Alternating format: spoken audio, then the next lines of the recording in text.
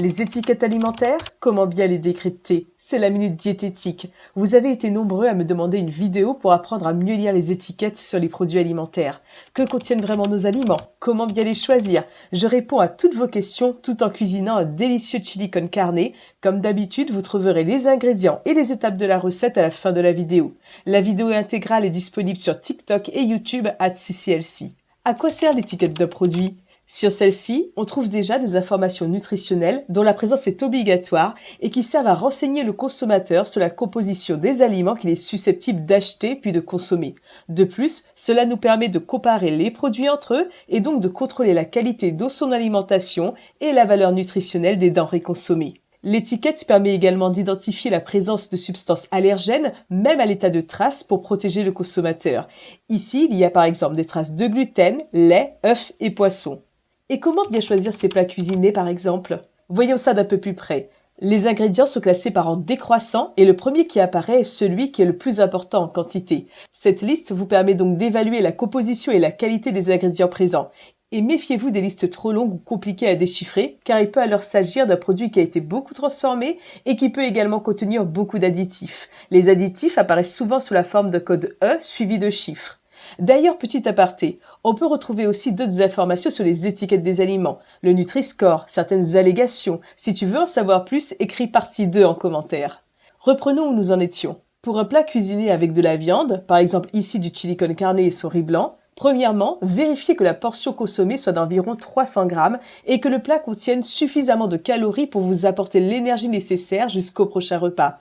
Cette énergie est apportée par les protéines, les glucides et les matières grasses et s'exprime en kilojoules et en kilocalories, appelées plus couramment calories. Pour vous donner une idée, l'ANSES préconise 2100 calories en moyenne par jour pour les femmes et 2600 pour les hommes. Mais bien sûr, cela varie en fonction du poids, de la taille, de l'âge et du niveau d'activité physique de chacun. Autre point, vous pouvez voir ici que dans ce plat cuisiné, il n'y a pas de légumes. N'oubliez pas de compléter votre plat de façon à avoir un repas équilibré. Deuxièmement, vérifiez que la quantité de dont sucre est faible. Cette ligne précise la part des glucides qui sont des sucres simples. Ils peuvent être naturellement présents dans le produit ou avoir été ajoutés par le fabricant lors du processus de fabrication. La viande et le riz ne contiennent pas de sucre simple. Ici, ils ont donc été ajoutés et on peut le voir dans la liste des ingrédients. Le reste des glucides, donc hors dont sucre, sont des glucides complexes. Eux, ils favorisent la sensation de satiété et participent à la régulation de l'appétit. Troisièmement, vérifiez aussi le taux de lipides. Il doit être inférieur à 10 grammes pour la portion consommée afin que le plat ne soit pas trop gras. N'hésitez pas à consulter la ligne des acides gras saturés qui, je vous le rappelle, si consommés en excès, peuvent être athérogènes. Je t'ai tout expliqué dans ma précédente capsule diététique. Elle est disponible sur tous mes réseaux, n'hésite pas à aller la consulter. Quatrièmement, veillez à ce que la teneur en protéines soit supérieure à la teneur en lipides. C'est la garantie d'une bonne qualité nutritionnelle. Le rapport protéines-lipides doit être le plus élevé possible, supérieur ou égal à 1. À savoir qu'un apport de protéines correct lors d'un repas doit avoisiner les 20 grammes. Ici, pour 300 grammes de produits, on est à 21 grammes de protéines. C'est donc satisfaisant. Cinquièmement, méfiez-vous des plats cuisinés souvent riches en sel. L'OMS recommande 5 grammes de sel par jour, l'équivalent d'une cuillère à café. Là, par exemple, vous voyez, on a quasiment 1 gramme de sel pour 100 grammes de produit. Donc pour une portion de 300 grammes, près de 3 grammes de sel. On est donc déjà à plus de la moitié des apports en sel journaliers recommandés. J'espère qu'avec mes explications, vous y voyez déjà un petit peu plus clair et passons maintenant à la recette. Ici, c'est pour 4 personnes. Pour commencer, je hache une grosse échalote et je la fais revenir dans une cuillère à soupe d'huile d'olive. Quand mon échalote est transparente, j'ajoute 2 gousses d'ail écrasées, un demi-poivron haché et un piment végétarien haché. Le piment végétarien est un piment doux, il ne pique pas.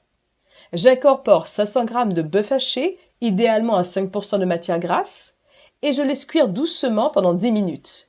J'ajoute une cuillère à café de mélange chili, 2 cuillères à café de cumin, un morceau de cannelle, 65 g de concentré de tomate, 500 g d'haricots rouges en conserve égouttés, 30 centilitres de bouillon de bœuf et je laisse cuire 30 minutes.